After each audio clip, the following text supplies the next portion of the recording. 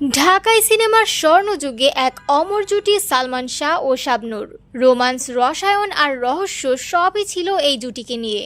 আর এই জুটির খুব কাছের একজন বন্ধু জনপ্রিয় খলনায়ক ডন। সম্প্রতি এক টেলিভিশন সাক্ষাৎকারে তিনি মুখ খুললেন সালমান শাবনূরের প্রেম নিয়ে। ডনের সোজাসাপটা ভাষায় সালমান শাবনূর একটা জুটি ছিল, আর সেই জুটির প্রেমই ছিল সিনেমার প্রাণ। পর্দায় প্রেম না থাকলে নাকি সিনেমা জমে না।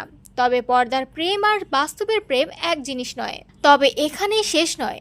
সালমান শাহর মৃত্যুকে ঘিরে যে নানা বিতর্ক, তার কেন্দ্রবিন্দুতেও একসময় ছিলেন ডন। সালমানের মা নীলা চৌধুরী একাধিকবার ডনকে সন্দেহ করেছেন ছেলের মৃত্যুর ঘটনায়। মানুষ বলে না, চোর গেলে একটু চিহ্ন রেখে যায়, এগুলো সব আলামত। আমি তখনই বলেছিলাম যে ওরাই পাগল হয়ে ওরাই বলবে, ওদের মুখ দিয়েই ওরা বলে যাবে।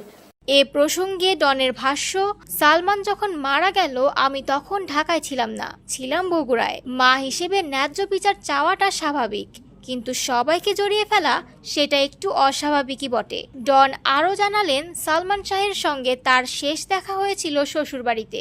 সেদিন রাতের খাবারে একসঙ্গে ছিলেন সালমান, সামিরা আর ডন। খাওয়ার পর সালমান নিজেই তাকে তুলে দেন ডলফিন কোচে বগুড়ার উদ্দেশ্যে।